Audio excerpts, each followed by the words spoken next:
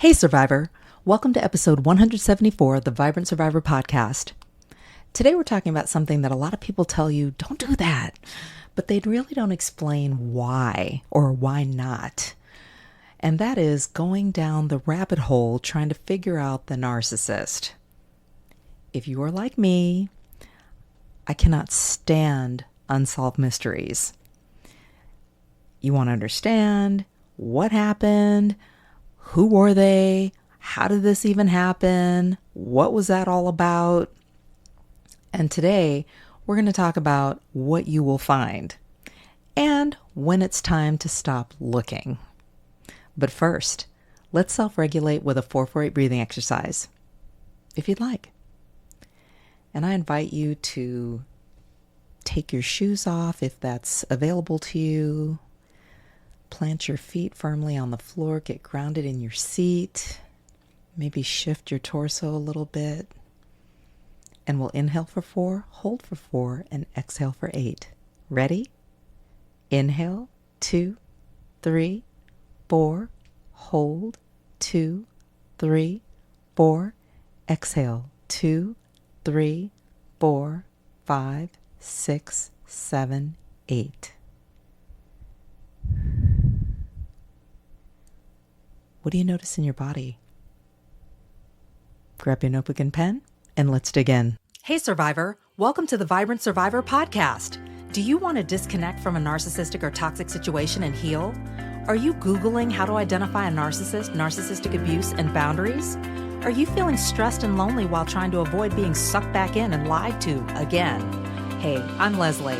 As a busy wife and mom, I fell for the lies and manipulations of narcissists. I wasted my time, talents, and money on users who kept moving the goalposts. I wanted real relationships and business opportunities and to enjoy life with my family. Instead, I struggled with anxiety, panic attacks, and insomnia, and I couldn't trust my body or anybody until I took a holistic approach to healing. In this podcast, you'll find tips for healthy living, trauma healing, and boundaries so that you'll have the freedom, confidence, and inner peace to respond, not react, after narcissistic abuse. Take a deep breath in, let it out slowly, and just relax. This time's for you. I remember disconnecting from a narcissistically abusive relationship and my head just spinning, just feeling like I was in the dark and just kind of overwhelmed and just all these things kind of swirling and just feeling like I had been on one of those like really fast spinning amusement park rides and just dizzy, overwhelmed, disoriented, totally normal, right? And then trying to pull it together, piece together all these inconsistencies, replaying conversations in my head multiple times, talking to people on the phone, in person, over lunch, coffee, trying to figure out, Googling, researching, consulting with experts, trying to connect the dots and wanting clarity, wanting closure, and wanting certainty about who and what I was dealing with. Like I said, I cannot stand unsolved mysteries, and this felt like one.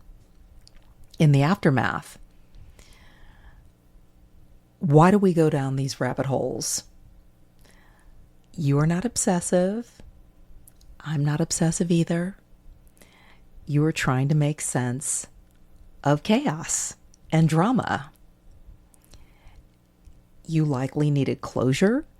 You recognize certain patterns, or once you disconnected or even detached temporarily, you noticed certain patterns that kept happening over and over again. You felt the need to protect yourself. Maybe you even felt unsafe. I know I felt that too. Even when, say, the narcissistically abusive murderer in my life was behind bars, there was still that sense of like, I'm not safe. Yeah, I'm in danger. And just, you were likely trying to restore some sense of reality and get grounded. So a lot of times when you're dealing with chaos and confusion, it creates or prompts investigation. whether you're going solo with that or whether, like I did, you engage someone else's services. So let's talk about what you will actually find when you travel down the rabbit hole. And by the way, I just realized we're talking about the narcissistic rabbit hole, and we're heading into Easter weekend. That was not on purpose, but we're going with it. So a lot of times what you will find at the end of this dramatic, chaotic rope is a deeply wounded or emotionally stunted person who has possibly been exposed to a lot of ACEs or adverse childhood experiences, someone who's experienced a lack of healthy attachment for the majority of their life, someone with very poor emotional regulation skills, and who may resort to toxic coping mechanisms and manipulative or socially inappropriate behaviors like conning or scamming or manipulating in other ways.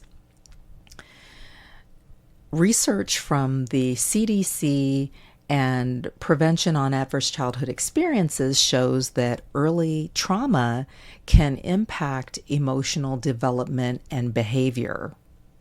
So it's important to understand at the same time that not everyone who has experienced trauma becomes an abuser. Now, this rabbit hole situation can become a trap.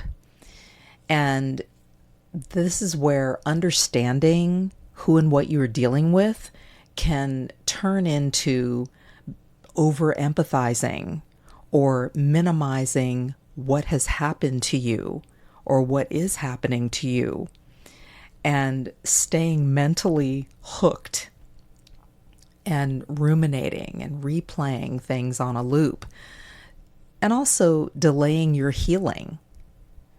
So clarity can turn into a form of captivity if you stay too long in that space.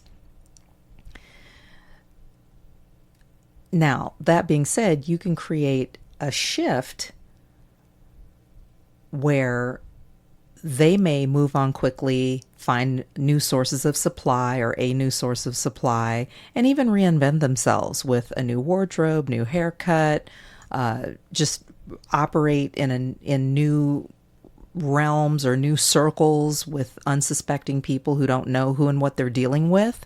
But they are not resolving the pattern. They're not breaking the pattern. You do, on the other hand. And this is where the shift occurs, where you are focused on your healing while they are still repeating. So let's talk about what actually heals you after narcissistic abuse. It's not, believe it or not, it's not analyzing them endlessly, but doing things like setting healthy boundaries, detaching or disconnecting in some cases, like I had to do with the murderer. I disconnected all the way. Regulating your nervous system, rebuilding your identity, getting to know yourself again, and deciding who and how you want to be and show up in the world. You might have gotten out of touch with that, and that's okay. That's normal. Prioritizing your health and well-being. Can we just say that louder for the folks in the back? So important. And it has been widely stated, and I will say it again here and sing lots of backup here. The narcissist rejection is your protection. Let's lean into healing. L, lifestyle. Ask yourself, what can you do to limit the amount of mental space that they take up? What will help you to curate peace in your life, in your brain, in your body? How about going to your happy place?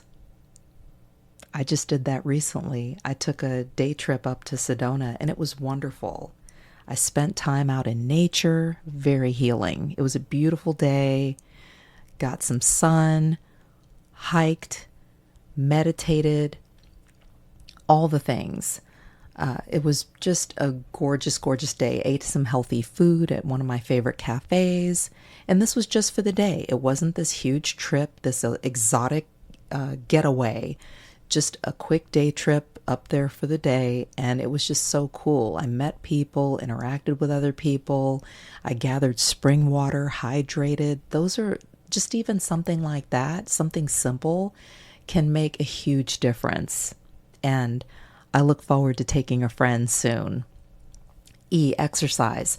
How can you move rumination out of your body? How? Is it hopping on your bike and going for a ride?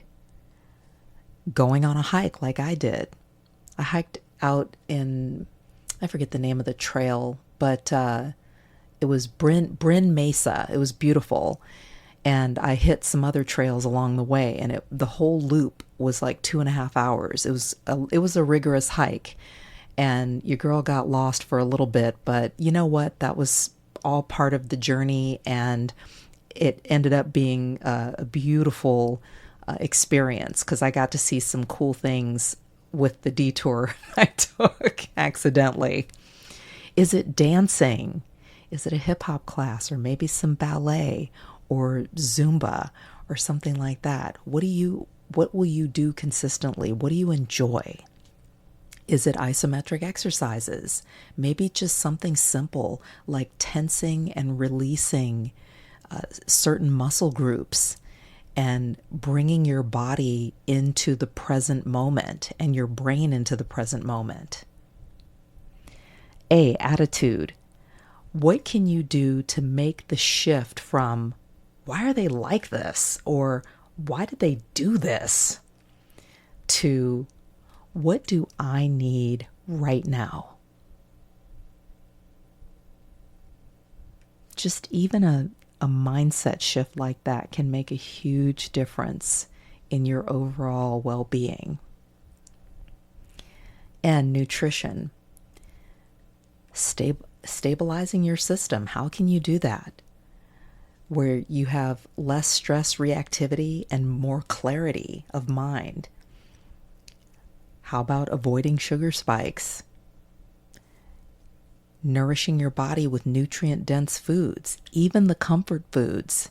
If you can do some healthy swapping and go for something that's more nutrient-dense, like say, instead of a conventional candy bar, for example, could you maybe nosh on a little bit of dark chocolate with a high percentage of cacao, 70-80%.